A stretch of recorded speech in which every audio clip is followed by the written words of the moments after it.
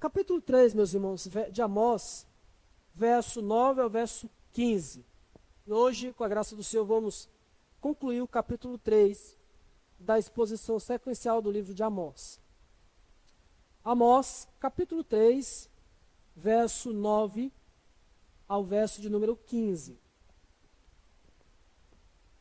Diz assim a palavra do Senhor: Fazer ouvir isto nos castelos de Asdod e nos castelos da terra do Egito, e dizei: Ajuntai-vos sobre os montes de Samaria, e vede que grandes tumultos há nela, e que opressões há no meio dela. Porque Israel não sabe fazer o que é reto, diz o Senhor. E entesoura nos seus castelos a violência e a devastação. Portanto, assim diz o Senhor Deus: o inimigo cercará a tua terra, derribará a tua fortaleza, e os teus castelos serão saqueados. Assim diz o Senhor: como um pastor livra da boca do leão as duas pernas ou um pedacinho da orelha, assim serão salvos os filhos de Israel, que habitam em Samaria, com apenas o canto da cama e parte do leito. Ouvi e protestai contra a casa de Jacó, diz o Senhor Deus, o Deus dos exércitos, no dia em que eu punir Israel por causa das suas transgressões. Visitarei também os altares de Betel, e as pontas do altar serão cortadas e cairão por terra. Derribarei a casa de inverno, e com a casa de verão as casas de marfim perecerão, e as grandes casas serão destruídas, diz o Senhor. Amém. Oremos, irmãos, pedindo iluminação do Senhor. Senhor, nós estamos diante da lei do Senhor, a sua palavra, ó Deus, que é infalível, inerrante e autoritativa para nossas vidas, Senhor. Palavra do Senhor, a verdade absoluta, ó Deus. A única regra de fé e prática. Ó Deus Santo e bendito, eu te peço, ó Deus, que o Senhor tenha misericórdia de nós, que o Senhor, ó Deus, abra o entendimento do teu povo aqui nesta noite, que a sua palavra, ó Deus, penetre, ó Deus, no mais íntimo do nosso coração, ó Deus. Ó Deus Santo e bendito, suplico ao Senhor mais uma vez, ó, use o conhecimento para a glória do teu santo nome, e também, Senhor, para a edificação do teu povo, para a exortação, ó Deus, da tua igreja, e salvação do perdido. Eu te suplico, ó Deus, em nome de Jesus, e para a glória de Jesus. Amém. Irmãos, nós observamos que no capítulo 3 do livro de Amós, Deus, no verso 1 e 2, meio que chama, ou convoca, melhor dizendo, o seu povo a um tribunal, né, o tribunal celeste, para ouvir exatamente a sentença contra o seu povo. E o Senhor, irmãos, nós vimos isso no verso 1 e 2, né? Deus chamando o povo para comparecer diante do tribunal e ouvir a sentença do Senhor. E o Senhor, irmãos, como o juiz da aliança, ele chama Israel e mostra que Israel, por ser o povo de Deus, por fazer parte da aliança, isso não o isenta do juízo do Senhor. Justamente porque o povo anda contrário à aliança. E quando nós estudamos isso, irmãos, do verso 3 ao verso 8, nós vemos, irmãos, que ser povo do Senhor aumenta a nossa responsabilidade diante do Senhor. É por isso que nós não podemos confiar na aliança no sentido de que nós iremos estar isentos do juízo do Senhor. De que por nós sermos povo do Senhor, o Senhor não vai nos castigar quando nós quebramos a sua lei. E agora, irmãos, nós vamos ver no final do capítulo, Deus reafirmando a certeza do juízo diante do seu povo que é culpado. E nós vamos ver, irmãos, que o Senhor ele convoca nações ímpias para servirem como testemunho, mostrando, irmãos, que as nações ímpias, elas iriam ver para olhar para o povo do Senhor e iam mostrar, irmãos, que de fato aquilo que o povo estava fazendo era um pecado público, eram pecados graves e incontestáveis. As nações iriam olhar para Israel, como nós vamos ver aqui a partir do verso 9, e ter a certeza, irmãos, de que o povo estava transgredindo a lei do Senhor. É mais ou menos a seguinte imagem, irmãos, como o pastor Nicodemos, ele coloca no seu comentário, lá no finalzinho do seu comentário. Ele fala o seguinte, olha, imagine Deus chamar o seu vizinho para ser uma testemunha de como você tem andado diante do Senhor. O que o seu vizinho iria ver ao olhar para a sua vida e ver como você tem caminhado professando que é servo do Senhor? Veja, irmãos, o Senhor, Ele chama pessoas ímpias para observar e dizer, olha como é que o meu povo está andando. E me diga como é que esse povo está andando.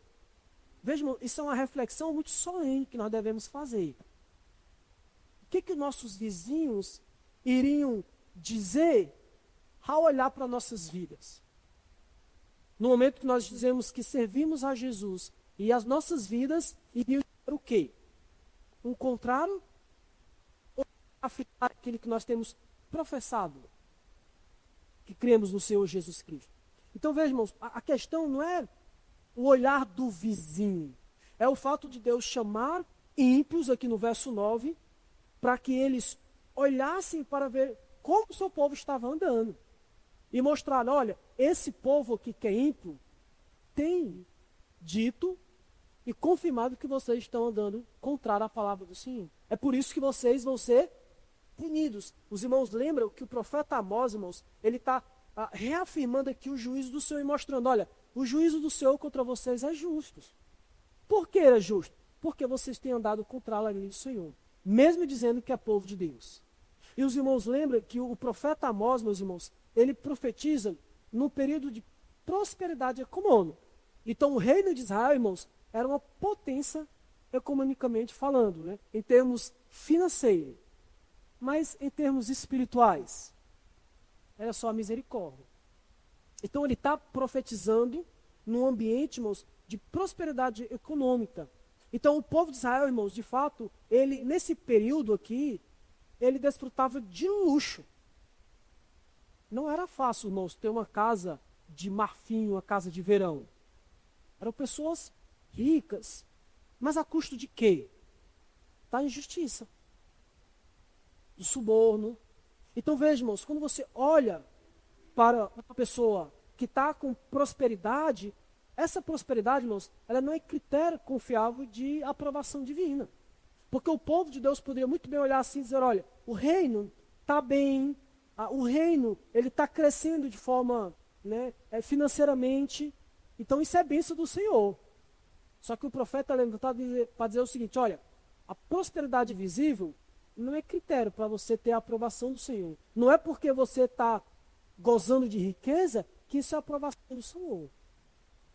A pergunta é, essa riqueza foi obtida como? Por meios lícitos ou ilícitos? Perceba, irmãos, que Deus, Ele está dizendo o seguinte, olha, eu vou visitar o meu povo. O povo de Deus, irmãos, é visitado pelo Senhor quando o povo anda longe da palavra do Senhor. Os irmãos lembram que o verso 2 nos diz isso. Quando o Senhor diz que vai punir Israel. E a ideia de punir é visitar. Então Deus vai visitar o seu povo, não com bênçãos, mas uma visita punitiva, para punir o povo, porque o povo está andando longe da palavra do Senhor. Então vejam, irmãos, o sermão é muito simples de hoje, tem só 2 pontos. Né? O sermão não de 3 pontos, mas de 2 pontos. Ó, o verso 9 e o verso 2, Deus de forma muito clara, irmãos, vai mostrar que Ele pune o seu povo diante do mundo. Diante daqueles que não temem ao Senhor, diante do mundo. Deus vai punir o seu povo, diante dos ímpios. E o verso 13, irmãos, ao verso 15, Deus, de forma até graciosa, dura, é verdade, mas de forma graciosa, Ele destrói os lugares de segurança do seu povo. Então, primeiramente, volte seus olhos para o verso 9, irmãos, e vamos ver como Deus, Ele punirá o seu povo diante do mundo. Olha o verso 9, irmãos. Veja, fazei ouvir isto nos castelos de Asdod, e nos castelos da terra do Egito, e dizei. Veja, irmãos, o primeiro parágrafo aqui do verso 9 ao verso 12, ele é estruturado, irmãos, de uma forma retórica e intencional. O autor, né, o profeta Amós, ele está chamando a atenção do povo, mostrando o seguinte: olha, eu vou reafirmar novamente que Deus vai punir vocês. Os irmãos vão ler o livro do profeta Amós, e é comum os profetas fazerem isso, irmãos. Eles anunciam o juízo, e depois eles anunciam novamente o juízo. Eles fazem isso, irmãos, para reforçar que o castigo ele é inevitável. Que Deus, irmãos, ele vai verdadeiramente cumprir a sua palavra. E veja, irmãos, quando a gente olha para a razão do juízo de Deus, é porque no povo de Israel, irmãos, havia uma opressão sistemática. Israel, irmãos, de forma sistemática, estava oprimindo os pobres.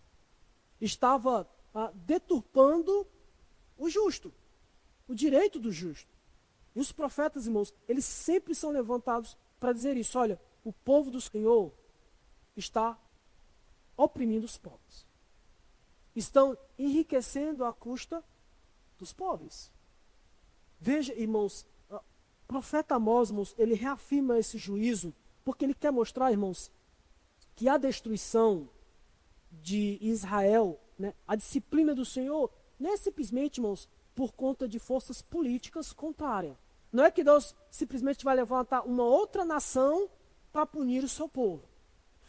Deus quer mostrar, irmãos, que quando ele levanta uma nação inimiga para punir Israel, ou mesmo um terremoto, ele está mostrando, irmãos, que o juízo é a ação direta de Deus. Não vai vir por acaso. É Deus de forma direta punindo o seu povo. Veja, irmãos, que privilégios espirituais sem obediência, ela resulta, irmãos, em condenação. Não é porque você professou a fé em Jesus que você não vai ser visitado pelo Senhor se você transgredir a lei do Senhor. Eu tenho pontuado isso várias vezes, irmãos. Tem crentes que têm a falsa noção de que, olha, só agora eu fui batizado, né, agora eu professei a fé em Jesus Cristo, então assim, eu não vou sofrer qualquer consequência por fazer aquilo que Deus manda eu fazer, ou que Deus condena que eu não devo fazer. Né? É mais ou menos assim. Deixa eu reformular aqui o pensamento disso. Cristãos pensam o seguinte: olha, agora eu sou crente. Então, se eu sou crente e uma vez salvo, salvo para sempre, então não importa como é que eu vou viver, porque Deus não vai trazer consequência nenhuma sobre a minha vida. Deus não vai pesar a mão sobre mim, porque eu faço parte do povo de Deus. Só que essa noção, irmãos, é uma noção falsa. Isso é um jeito ímpio de viver, irmãos. E nós vemos que, aprendemos várias vezes, que a palavra do Senhor nos chama, irmãos, a viver de forma responsável e de forma santa. E todos aqueles, irmãos, que deixam a palavra do Senhor, que vão contrário àquilo que Deus diz em sua palavra, mesmo sendo o povo do Senhor, vai sofrer as consequências do juízo do Senhor. Veja, irmãos, que Deus, ele convoca como testemunho duas nações. Duas nações? Não, melhor dizendo, pessoas, né, da classe alta, príncipes, né, reis, olha. Anuncie isso aonde? Nos castelos, né? Então fale para as autoridades. Nos castelos de Asdodes, na terra, nos castelos de Asdodes e nos castelos da terra do Egito. Veja, irmãos, o profeta, de forma retórica e não literal, né, ele está chamando o seguinte: olha, Deus chamou os príncipes dessas duas nações como testemunha. E ele usa, irmãos, essas duas nações não de forma aleatória, mas é intencional. Porque os irmãos lembram que Egito, irmãos, foi, de forma simbólica e histórica, é o inimigo de Israel. Lembra como Israel, irmãos, foi oprimido pelo Egito? Os irmãos conhecem a história, não conhecem? Né? Se os irmãos não lembram, os irmãos assistiram lá na Record, né? Os 10 mandamentos. Ou a travessia do Mar Vermelho. E os irmãos lembram que Egito, irmãos, historicamente, é o inimigo de Israel. Asdod, mesma forma, uma nação pagã e inimiga de Israel. Então veja, irmãos, Deus, de forma, né, intencional, escolhe essas duas nações, mostrando, irmãos, que um povo ímpio seria levantado para ser testemunha contra Samaria. Isso mostra, irmãos, que Israel se tornou pior do que as nações pagãs. Veja, irmãos, olha como é que o texto continua. Ajuntai-vos sobre os montes de Samaria, né? As autoridades dos castelos dessas duas nações. Ajuntai-vos sobre os montes de Samaria e vede. Então veja, irmãos, a ideia aqui, irmãos, é que as pessoas do Egito e Asdod, eles são convocadas a subir os montes e olharem lá para dentro de Samaria. Samaria, irmãos, ele era construído em um monte. E ao redor de Samaria havia vários montes. Então a imagem, irmãos, é o seguinte, olha, é como se fosse um anfiteatro natural. Então, eles vão subir nas montanhas, e lá das montanhas eles vão olhar para baixo, lá para Samaria. E o que eles iam ver lá? Eles iam ver que há grandes tumultos, que há opressão no meio dela, porque Israel não sabe fazer o que é reto, diz o Senhor, verso 10. E em tesouro nos seus castelos há violência e há devastação. Então vejamos, eles iriam olhar para o povo de Deus e iriam ver que o povo de Deus, irmãos, está andando, oprimindo as pessoas. No caso, os pobres. Os ricos estavam oprimindo os pobres, os poderosos da cidade. Como é que eles faziam isso, irmãos? Simples. Impostos altíssimos. Oprimindo os miseráveis, irmãos, enriquecendo à custa deles. Eles iam olhar para o povo de Deus e ver que lá no povo de Deus via tumultos e opressões. O povo de Deus, irmãos, estava em grande pecado.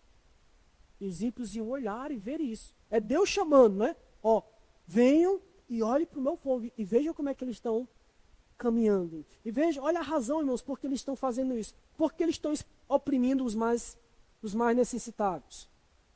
Porque Israel não sabe fazer o que é reto, diz o Senhor. Veja, irmãos, o povo de Israel não sabe fazer o que é reto. Ou seja, eles agem de forma desonesta. O povo de Deus, irmãos, em seus negócios, ele sempre age de forma ilícitas. Você conhece crentes assim? Que os seus negócios são obscuros? Nunca é claro. Porque tem algo ilícito ali. Os juízes, nessa época, eles torcem o direito. Nós vimos isso no capítulo 1, no capítulo 2, melhor dizendo, que eles rico dava o dinheiro e o juiz era a favor do rico. E não, nada diferente dos dias de hoje, né, irmãos? Nada diferente dos dias. Irmãos, que eles não sabem fazer o que é reto, justamente porque eles desprezam o Senhor. Eles não querem, irmãos, saber da lei do Senhor. Lembra quando Deus envia profeta para eles, verso 12 do capítulo 2? O que o povo faz com os profetas? Não profetizes. Não falem a palavra de Deus. Nós não queremos saber da palavra de Deus. Esses, irmãos, eram os crentes desta época aqui. Todos aqueles, irmãos, que desprezam a lei do Senhor, acabarão fazendo aquilo que é errado.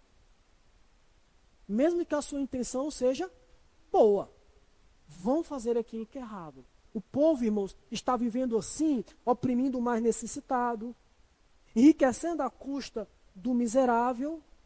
Por quê? Porque rejeitaram a lei do Senhor. Eles não querem saber da lei do Senhor. Mas veja, irmãos, não para por aí. Finalzinho do verso 10 vai dizer exatamente isso. E em tesoura, nos seus castelos, a violência e a devastação. Veja, irmãos, os castelos, irmãos, os palácios de Samaria estavam cheios de riquezas obtidas de forma ilícita. Irmãos, esse povo saqueava, irmãos, pobre e necessitado. Lembra que nós vimos isso no capítulo 2, verso 6 até o verso 16. Olha o verso 6. Assim diz o Senhor. Entende? Os juízes vendem o justo por dinheiro. Então recebe o dinheiro do rico e vende o justo. Não quer saber se ele é justo. E condenam o necessitado por causa de um par de sandália. Por poucas moedas. Suspira pelo pó da terra sobre a cabeça dos pobres e pervertem o caminho dos mansos. Então veja, irmãos, havia, irmãos, pessoas no povo do Senhor que eram ricas, mas à custa de violência, fruto de sacos. Lembra, Provérbios, capítulo 11, abre comigo, irmãos, rapidamente. Provérbios, capítulo 11, verso 1. Veja, irmãos, Deus, ele não só julga o coração, ele julga, na verdade, o coração e os meios, e não só o resultado das coisas. Provérbios, capítulo 11, verso 1, diz o seguinte: balança enganosa é abominação para o Senhor, mas o peso justo é o seu prazer. Então veja, irmãos, Amós está condenando aqui, irmãos, pessoas que ficaram ricas por oprimir o necessitado, por cobrar juros altíssimos, para prejudicar as pessoas.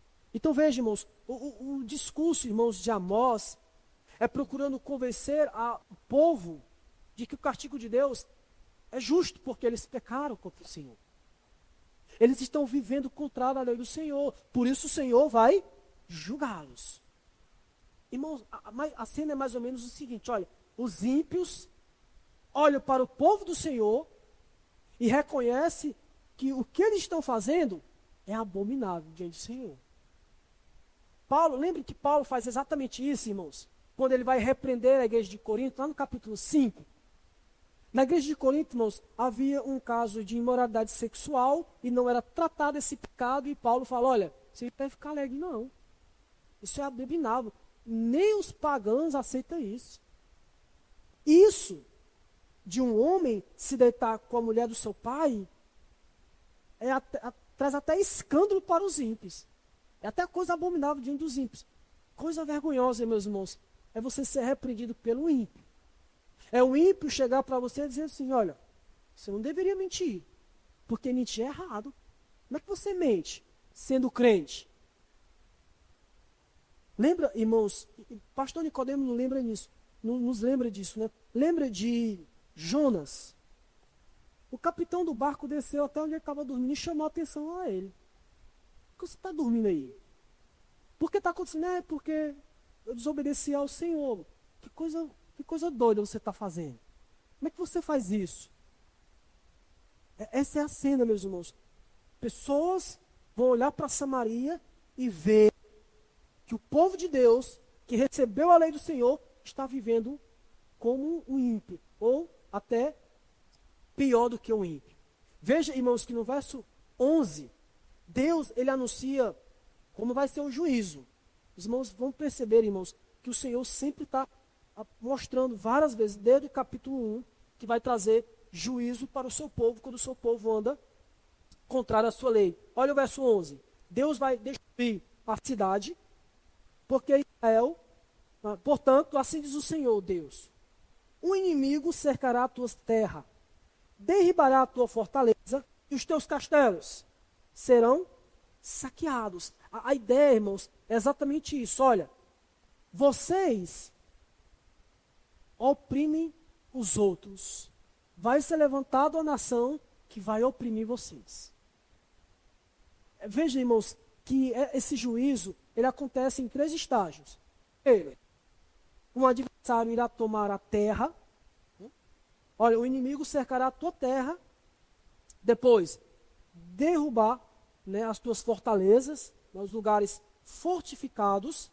E depois, saquear, né, ou tomará tudo que está no castelo. Vai roubar vocês.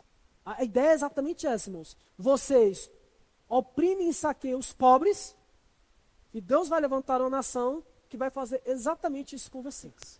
Vai oprimir vocês e saquear vocês.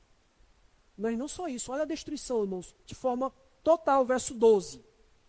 Assim diz o Senhor, como o pastor livra da boca do leão as duas pernas ou um pedacinho da orelha, assim serão salvos os filhos de Israel, que habitam em Samaria, com apenas o canto da cama e parte do leito. Ou seja, irmãos, a ilustração, Amós usa novamente a ilustração do pastor e de ovelha. Por quê?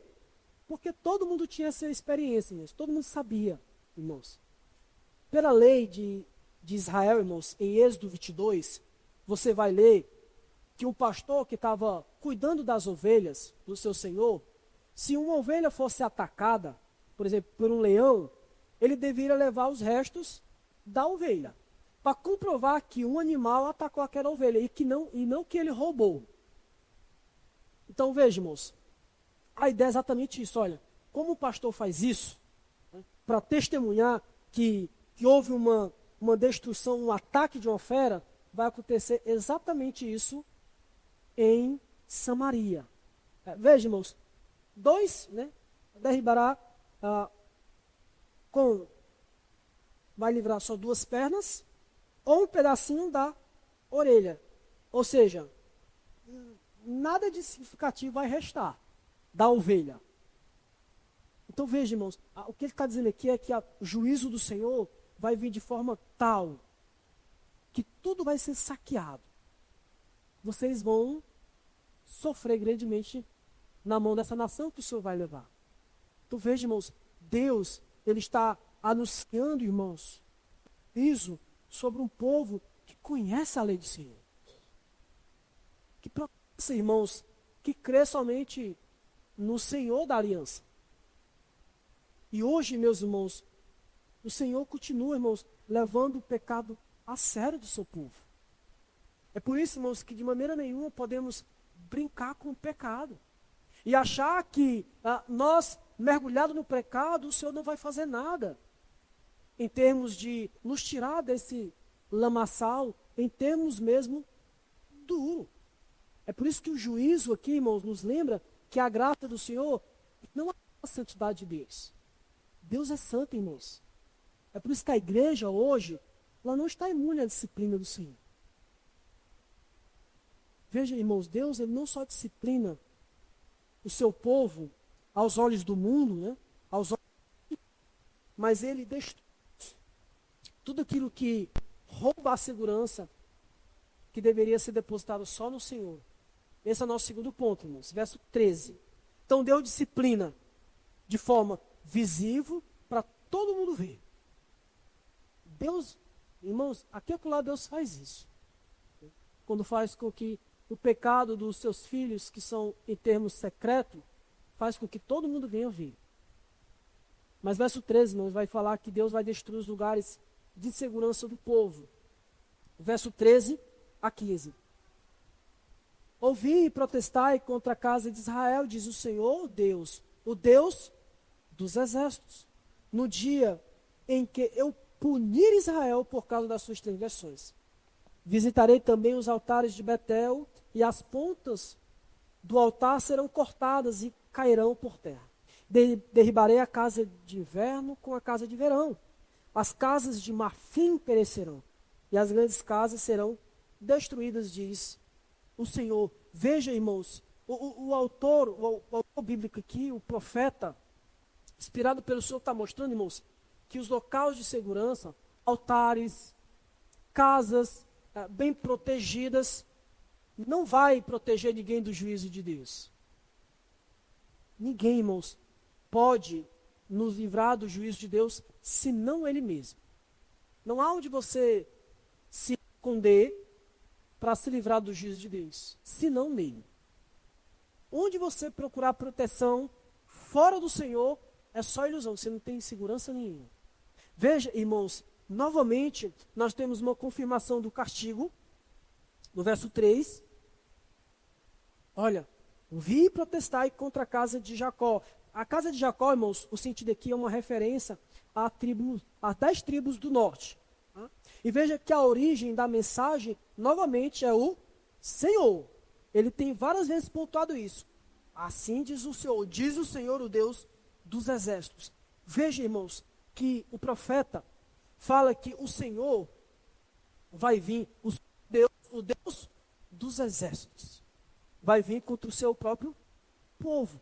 Essa lembrança, irmãos, esse título, né, Deus dos exércitos, ele é uma forte advertência ao povo de Israel. Porque o povo, irmãos, deveria temer, olha, quem está vindo é o Senhor dos exércitos. E não tem proteção fora dele. Lembra que Paulo, em Romanos 8:31, diz o seguinte: se Deus é por nós, quem será contra nós? Qual a ideia aqui, irmãos? É que o Senhor é poderoso. E estando com o Senhor, não há inimigo que vai vencer o Senhor.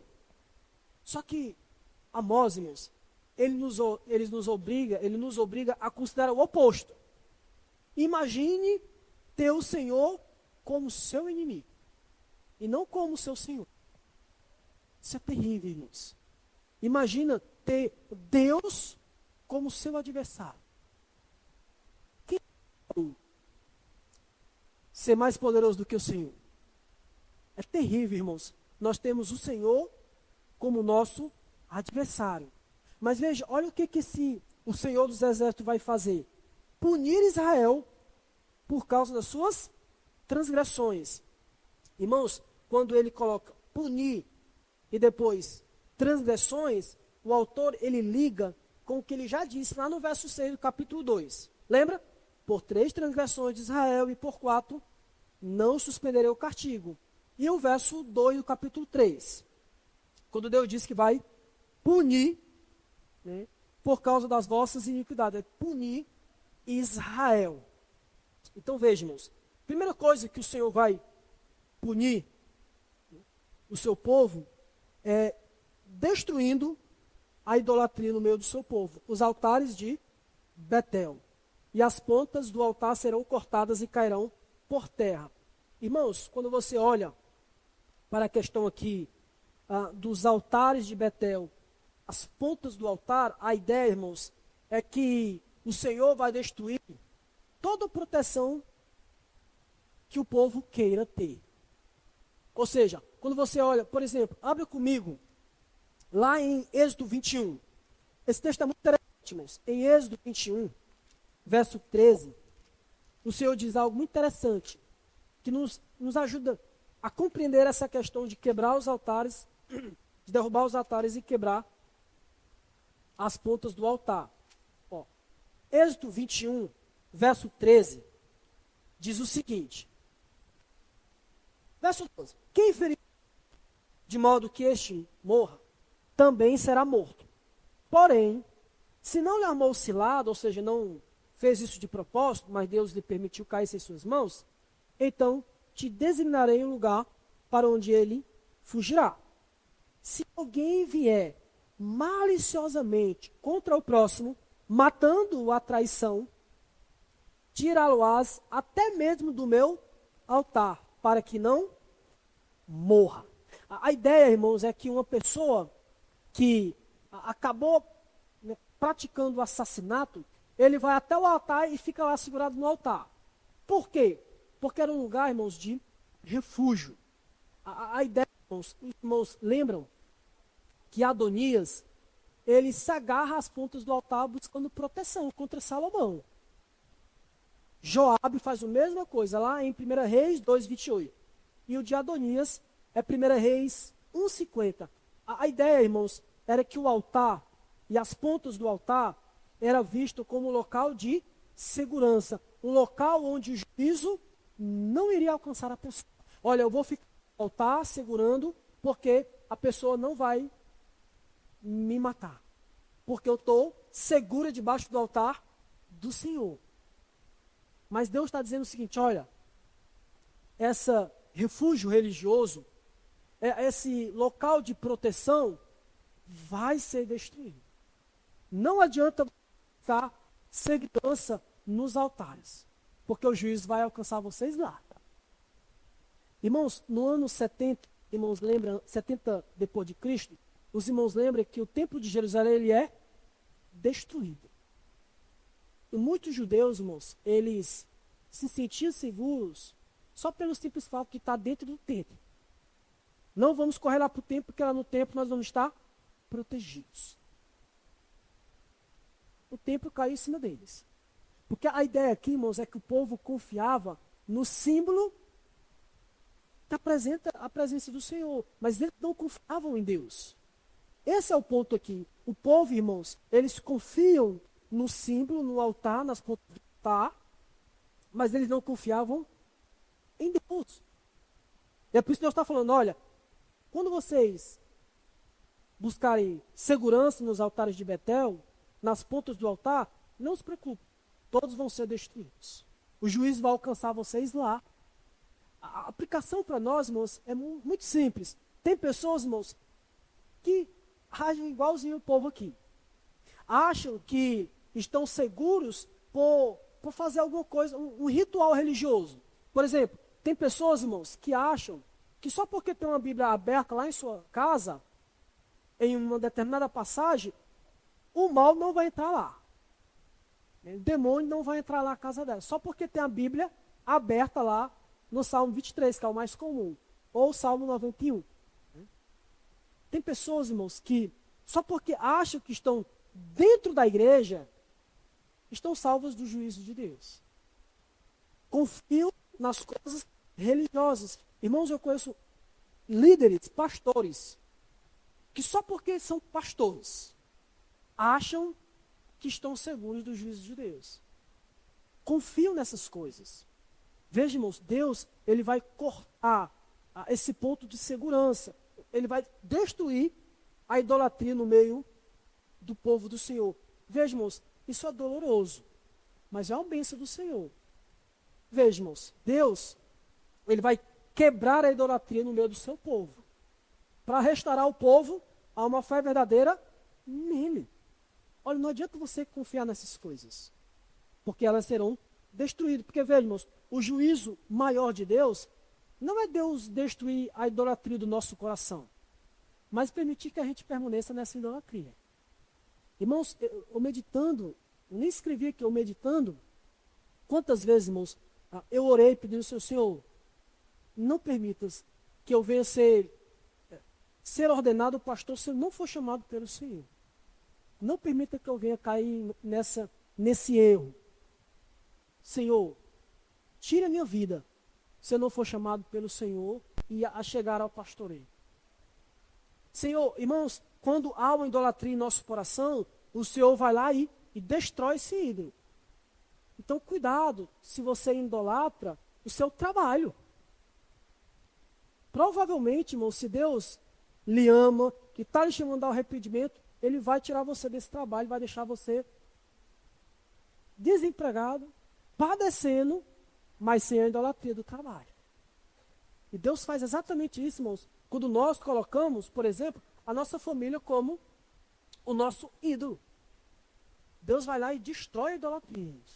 E louvado seja o Senhor por isso.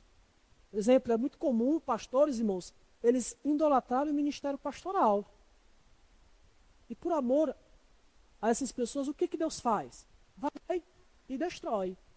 Tira-os até do ministério pastoral. Por amor a eles. Isso é bênção do Senhor. É doloroso, mas é bênção. Mas veja, irmãos, verso 15, Deus não só vai tirar a segurança religiosa, questão dos altares, a idolatria, mas vai derrubar até a segurança na posição social. Derribarei a casa de inverno com a casa de verão. As casas de marfim, veja, irmãos, casa de inverno, não são casas luxuosas. Uma casa de marfim não é uma casa luxuosa. Perecerão. Derribarei, perecerão, e as grandes casas serão destruídas. Ou por uma força militar, ou por um terremoto. Vão ser destruídos. Não adianta vocês confiarem nessas casas luxuosas que foram construídas com recursos obtidos de forma ilícitas, injustas. Não adianta você confiar nessas fortificações. Todas vão ser destruídas. Irmãos, novamente, quando você ler aqui Deus condenando o rico porque ele está oprimindo o pobre, não tenda como uma luta de classe, no sentido ideológico moderno. Amós, ele não está fazendo aqui uma leitura marxista que promove conflito entre grupos sociais, né? O pobre lutando contra o rico e o rico lutando contra o pobre. Não é nada disso. O que Amós está fazendo aqui, irmãos, ética e teológica. Ele não está pegando a realidade e interpretando de forma econômica. Mas está dizendo, olha, vocês estão transgredindo a lei do Senhor. O rico, ele vai ser punido, não porque ele é rico, porque ele está oprimindo o pobre. Porque ele enriqueceu à custa dos pobres. Porque, veja, irmãos, a condenação, ela não cai sobre a pessoa ter posses. Porque não é pecado ser rico. De maneira nenhuma, irmãos. Agora é pecado você ser rico à custa da opressão do pobre. Isso sim, o Senhor vai julgar. Então, veja, irmãos, porque tem pessoas que fazem essa leitura, né? Olha, é pecado ser rico. E ser pobre é uma bênção do Senhor. Nada disso. Ser pobre pode também, irmão, ser um juízo do Senhor por aquele que é preguiçoso, não quer trabalhar. Mas também ser rico não é nenhum pecado em si. Porque o problema não é a riqueza em si, mas como ela foi obtida. Essa é a questão aqui, irmãos. Então veja, irmãos, Deus, ele vai trazer juízo ao seu povo. Imagina por aqueles que não fazem parte do povo de Deus. Olha, irmãos, Deus, irmãos, ele está falando de pessoas que conhecem a lei do Senhor, que professavam que o Yahvé era o único Deus, mas eles estavam andando longe dos caminhos do Senhor. E Deus está falando, olha, por vocês andarem, vocês serão visitados, vocês serão punidos.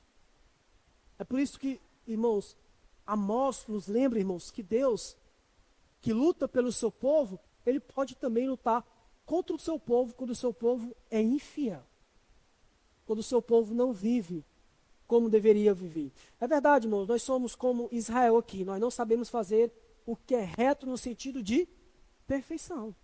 Que é o que Deus requer. O que Deus requer, irmãos, é uma vida perfeita. E nós não vamos conseguir viver uma vida perfeita.